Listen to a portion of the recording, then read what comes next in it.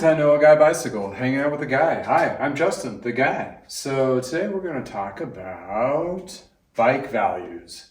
How do you determine a bike value, especially a used bike value? We know new, that's MSRP. So how do you figure this out? Well, back in the 90s, when my parents and I had a bike shop, when we did a trade-in value, we would take about basically the half of the original MSRP of the bike and then deduct like 10 to 15% each year after, or how old it may be. Well, that's just a rule of thumb. Back then, there was nothing to go to gauge those or what have you. And it's kind of like the real estate market, right? All depends on the buyers, right? So what we're really looking at is there is like Kelly Blue Book for cars. There's a Bicycle Blue Book for bikes, and this has been used and leveraged over the years, mainly for retail bike shops for trade-ins, because they have a range of prices that dictates that value of the bike for a trade-in. Then they have a private person-to-person party value, I believe, just like Kelly Blue Book. So with that being said, are those values legit? Ish. Well, there's one thing about the Bicycle Blue Book, or any kind of calculator that's out there. Most of them do not have an algorithm depending on seasonality. So seasonality, hot summer or peak season, whatever the season may be in the market, that's the higher value of the market. We just went through COVID. Same thing. There is nothing that dictated what kind of pricing is anything. It's all pricing just people threw out there. But it still is a good leverage tool or a tool that can be used to identify a value of a bike, a used bike. Well, and they do have like that poor, okay, moderate, and excellent condition ratings, and that kind of just moves the bar back and forth.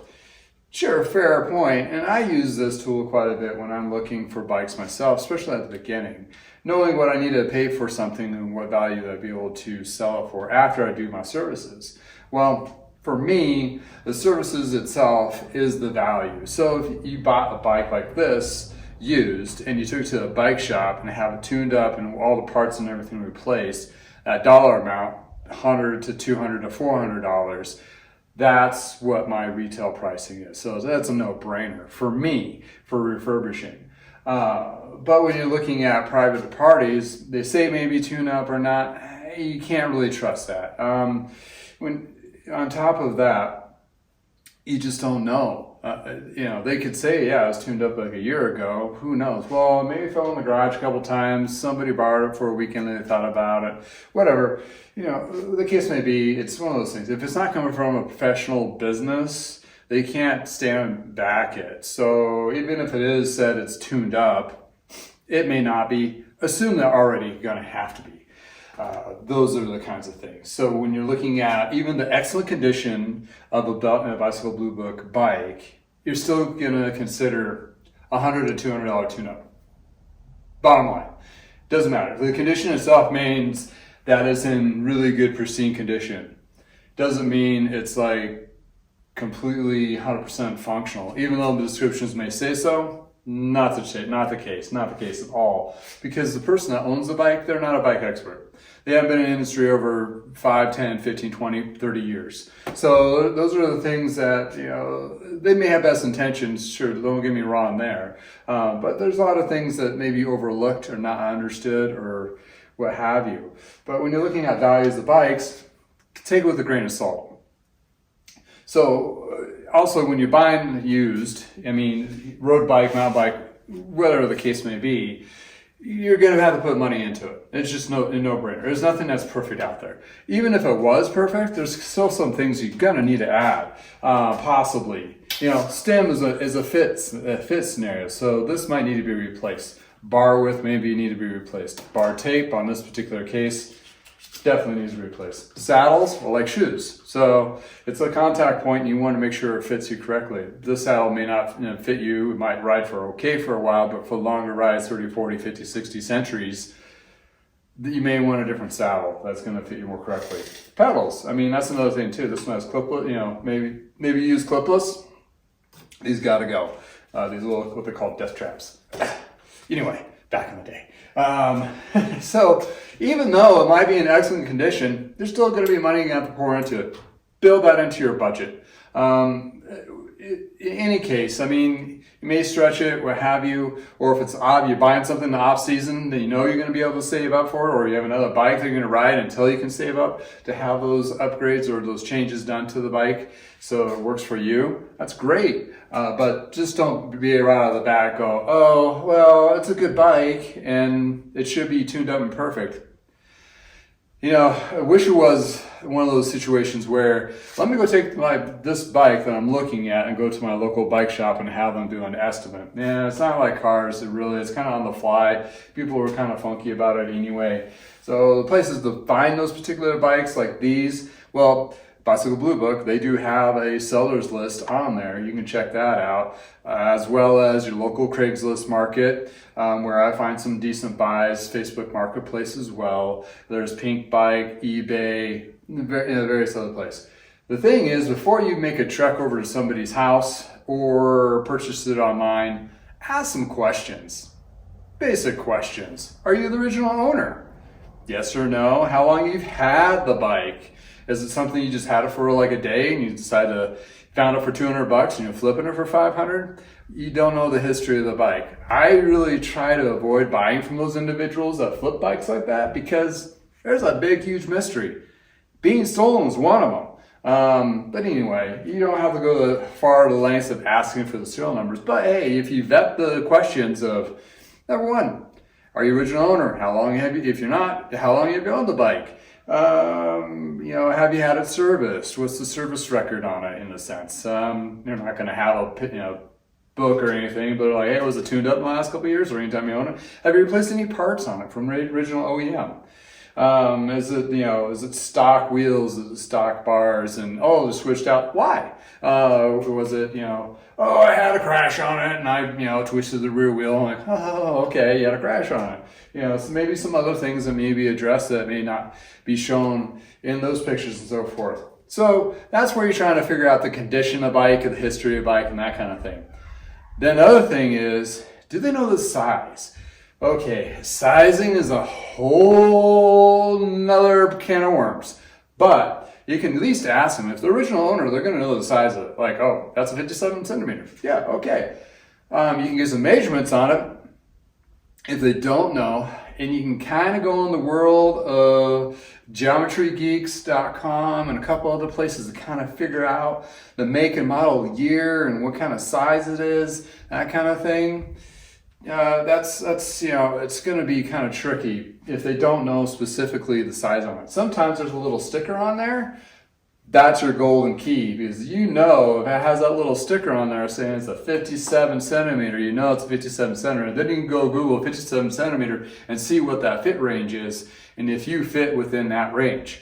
For a beginner, entry level, novice, mountain bike, road bike, anything alike, that's something you want to look into for sure.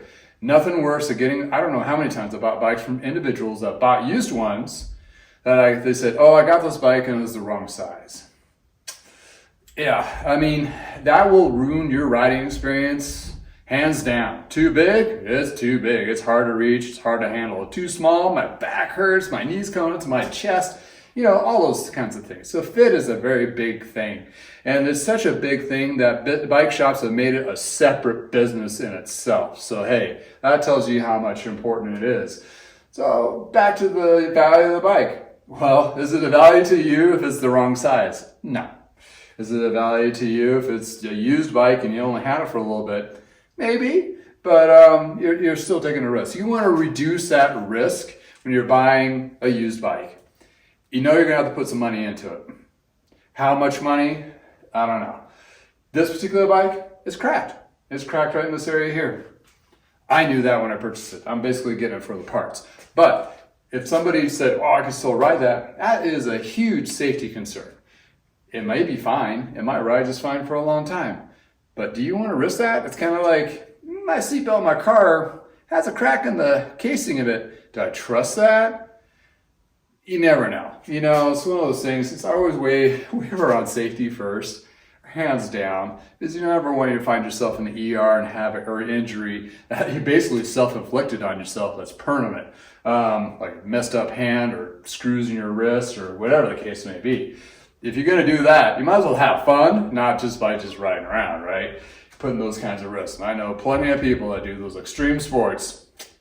Yeah, you know, they're more half machine than or metal than they are bone. But anyway, so back to value. In a recap on values, it's really comes down to you do your assessment. You look at other bikes on the market possibly, see if you can find something on eBay that's similar, what those are going for and so forth. If you come across any of my listings, yeah, they may appear a little high. Reason being, they've been fully tuned up and gone through. So that's all, it's kind of not apples to apples. Deduct a little bit for that. But if it's something that's, you know, a private party, they've had it individually, you look at the blue book, it's within that range. A lot of people will kind of stipulate with that. That's great. But you're looking at my bikes and you do a blue book value on it, and this is kind of like one of those things I was like, this might be a tricky video. Well, not really, not for me. So I've been a service manager, or have been for years, decades. When people brought in a bike that has been used or one of their own they've had, you do an actual assessment, basically a quote. And usually the quote comprises of a tune-up parts and some other things to it. Basically what I do to the bike is almost equivalent to an overhaul, which is your $300 to $500 package from most bike shops. So for example, if you saw this bike on eBay for $500 and then about 2 weeks later you see it, I have it listed for $800. Well, I'm not making $300 profit. No.